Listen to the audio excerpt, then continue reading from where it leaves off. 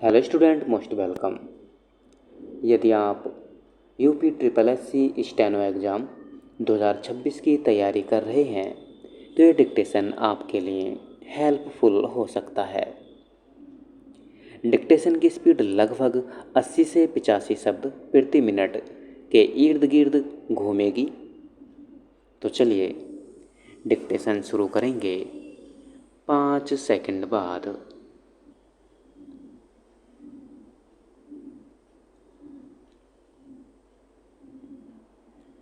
यह अच्छा है कि विभिन्न कारणों से सरकारी स्कूलों की दशा की ओर ध्यान आकृष्ट हुआ है।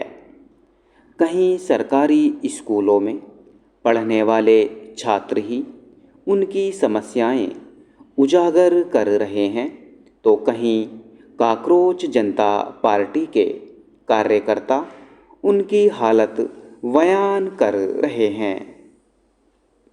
हालांकि वे ऐसा संकीर्ण राजनीतिक इरादों से करते दिख रहे हैं, लेकिन उनकी स्थिति पर चर्चा छिड़ना इसलिए उचित है क्योंकि उनमें पठन पाठन की उपयुक्त व्यवस्था करने की सख्त ज़रूरत है। एक समय अधिकांश बच्चे सरकारी स्कूलों पर ही निर्भर थे। तब उनकी स्थिति अपेक्षाकृत संतोषजनक थी, लेकिन जैसे जैसे निजी विद्यालय खुलते गए वे उपेक्षित होते गए। हालांकि सरकारें उन पर धन खर्च कर रही हैं, लेकिन इस पर ध्यान नहीं दिया जा रहा है कि उसका समुचित इस्तेमाल हो रहा है या नहीं।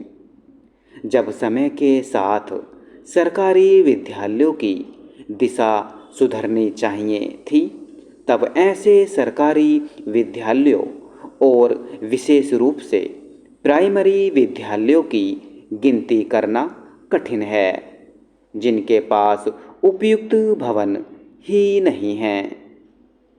न जाने कितने सरकारी विद्यालय जर्जर इमारतों में चल रहे हैं। कुछ तो ऐसे हैं जिनके पास भवन के नाम पर कुछ है ही नहीं। इसके अतिरिक्त तमाम ऐसे सरकारी स्कूल भी हैं जिनमें सामान्य बुनियादी सुविधाओं का भी टोटा है। समस्या केवल इतनी ही नहीं है कि सरकारी विद्यालयों के पास ढंग के भवन, पीने के पानी की सुविधा और शौचालय सरीखी बुनियादी सुविधाएं नहीं हैं। समस्या यह भी है कि वे शिक्षकों के अभाव से भी जूझ रहे हैं।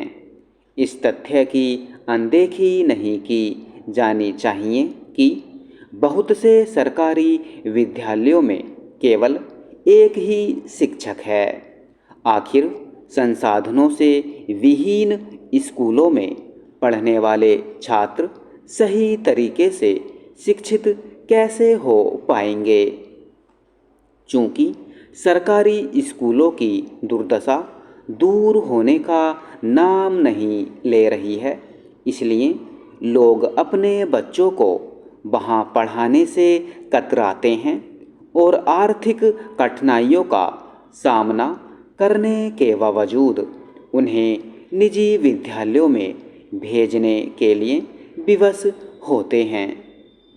आमतौर पर वही अभिभावक सरकारी विद्यालयों में अपने बच्चों को भेजते हैं जिनके पास इसके अलावा और कोई उपाय नहीं होता।